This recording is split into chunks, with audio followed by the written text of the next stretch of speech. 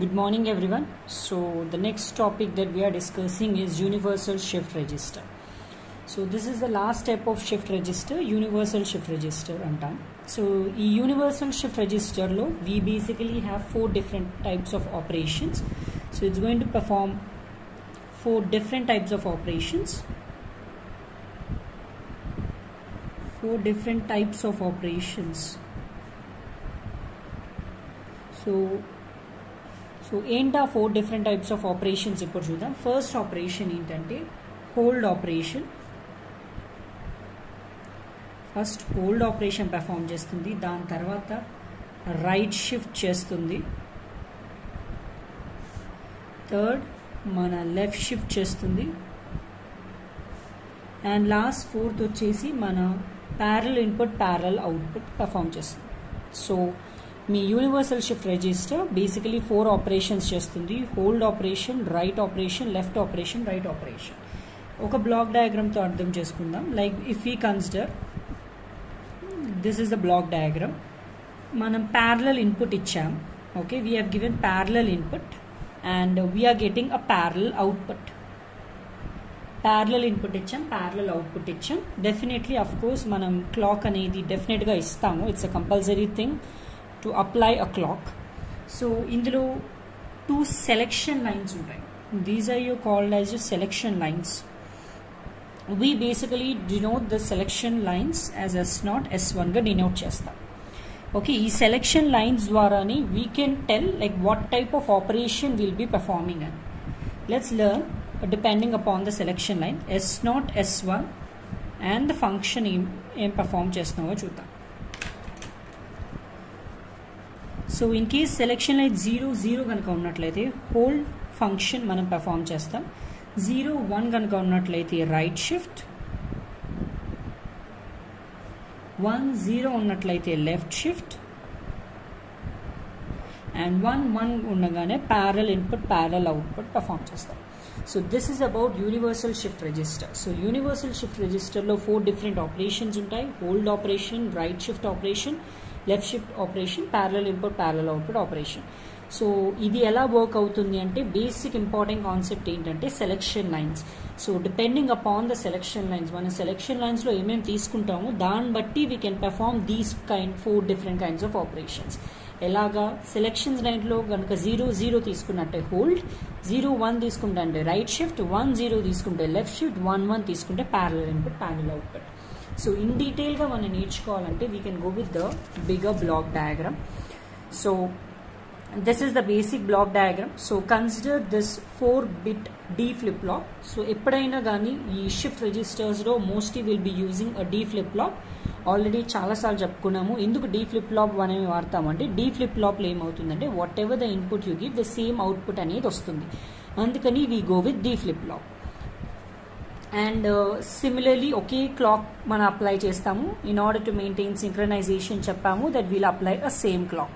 So same clock is applied in order to maintain the synchronization. So the next thing, so ఇలా 4 D flip flops తీసుకున్న తర్వాత we'll be connecting with multiplexers. మనం already multiplexers గురించి చదువుకున్నాం, that is 4:1 multiplexers. So we are considering 4:1 multiplexers. So that means will be taking 4 inputs. మనం 4 inputs తీసుకుంటాం, ఒక output మాత్రమే వస్తుంది and they will be 2 selection lines. Basic multiplexer structure అనేది ఇలా ఉంటుంది. 4:1 మల్టీప్లెక్సర్ కన్సిడర్ చేసాం అంటే 4 inputs we are taking. Okay, so we are basically taking 4 inputs and we are getting only 1 output and they will be 2 selection lines S0 and S1. So these selection lines will be in turn connected to this S0 and S1 in this way. So 4 multiplexers. Since we have 4 D flip-flops, we'll be having 4 multiplexers. So 4 flip-flops ఉన్నాయి కాబట్టి 4 multiplexers వాడాం. So 4 inputs మనం I0, I1, I2, I3 గా represent చేసాము.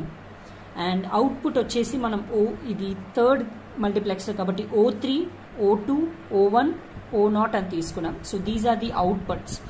So basic multiplexer structure ఎలా ఉంటుందంటే అవుట్పుట్ని so the output of your multiplexer is connected as in D3 as an input for your D flip flop అన్నమాట. So ఇక్కడ O2 will be given as an input for D2. Output O1 will be given as input for D1. O0, D0. Alaga output of your multiplexer will be given as your input for your D flip-flop. So the first operation performed. So this is the basic structure. So now we'll perform the first operation. First operation ఏంటి 0 ఉన్నప్పుడైతే hold అవుతుంది. Hold అంటే ఏంటి? Hold అంటే basically you are holding the data. That means you are whatever the present data, present లో ఉన్న data is the same as your previous data. So data లో ఏం చేంజ్ ఉండదు, you are just holding the data. So data లో ఎటువంటి change ఉండదు. So first ఏంటి, you are giving input selection line as 0 so 0 ఇచ్చినప్పుడు అవుట్పుట్ అనేది ఇక్కడికి వెళ్తుంది. హోల్డ్ అనేది ఎప్పుడు అవుతుంది? when the present output is same as your previous output. So Q3 ni will be given to I0. That means the present output is same as your previous output. Upward then we can hold the information, hold the data. So similarly ikkada kuda Q2 will be given as I0, Q1 will be given as I0 and Q0 will be given as I0. So ilaga the whatever the data is present will be giving as an input for your multiplexers.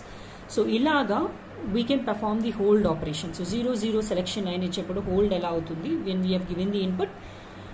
The Q3 lo unnadi, the output of your D multiplexers is given as your input for your I0 multiplexers. So the Q3, whatever the output of your D flip-flop is given as your input for your multiplexers. This is the first operation which is performed, that is a hold operation. Next operation it is shift right operation and 0 1.